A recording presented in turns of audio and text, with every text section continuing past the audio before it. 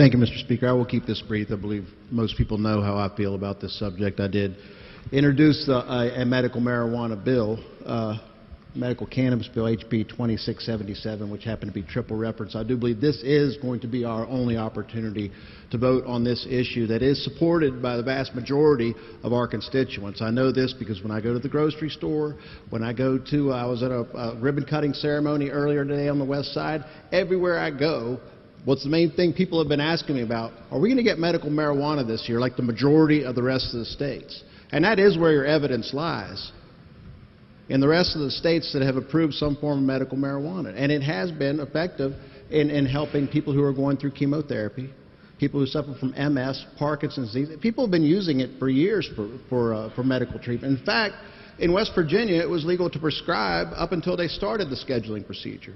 There was prescription marijuana from the 30s through the 1970s. So it's not a new idea. In fact, it's a quite old idea people have been using for a very long time. And I understand that, and I appreciate the amendment that was made in Health. I serve on the Health Committee. I made this amendment in Health. Of course, unfortunately, it did fail on a fairly closer vote than what we thought it might be. It had bipartisan support in that committee. I don't believe that this amendment will affect what was done in the Health Committee to allow for the oil that's made by GW Pharmaceuticals. That's the company that makes it. They're not the only company that can make it. Of course, this would give them a monopoly on the idea. And nobody's against anybody making a buck.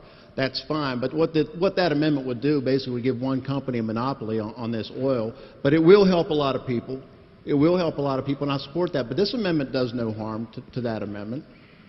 This amendment doesn't harm that. We put this amendment in. Okay? We vote on the bill. We pass the bill. And then I suggest to set up the structure that the gentleman from the 27th to talk about what would be missing from this, how other states has decriminalized forms of medical, and we're only talking about medical cannabis here. To set up the structure, I suggest that we run the House Bill 2677. It's a very well-crafted bill. It would set up the structure to create dispensaries and allow for the legal dispensing of medical cannabis for people who need it, people going through cancer treatments, people who suffer from MS, Parkinson's disease.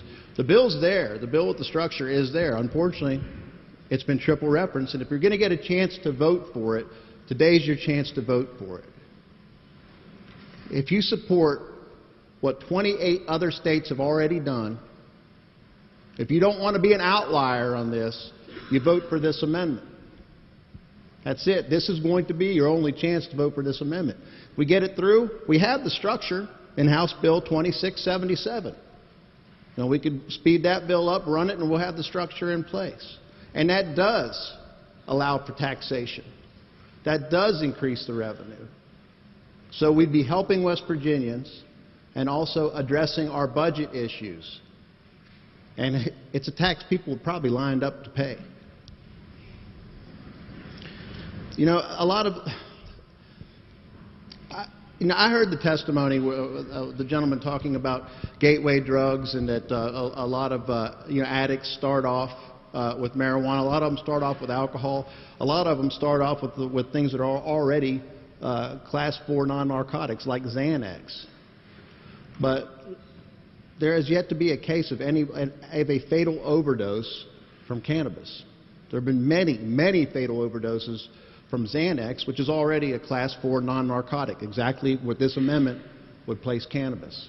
It would be on the same level as Xanax. Right now, it's considered more dangerous than fentanyl. Fentanyl is a Class 2 narcotic. Marijuana is listed as a Schedule 1.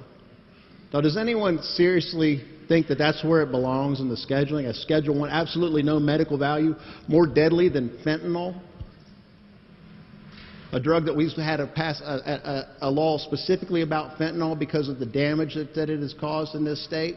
The marijuana belongs as a Schedule 1, the absolutely no medical value, even though 28 states have proved otherwise, and countless patients have proved otherwise, and countless phone calls and emails, personal visits, letters that I've received, I'm sure everybody else in here has received, from people who have used it to treat their ailments, some of which living in the state are now considered criminals because they're simply trying to treat their ailments with something that's a lot safer than some substances that are already Schedule IV non-narcotics.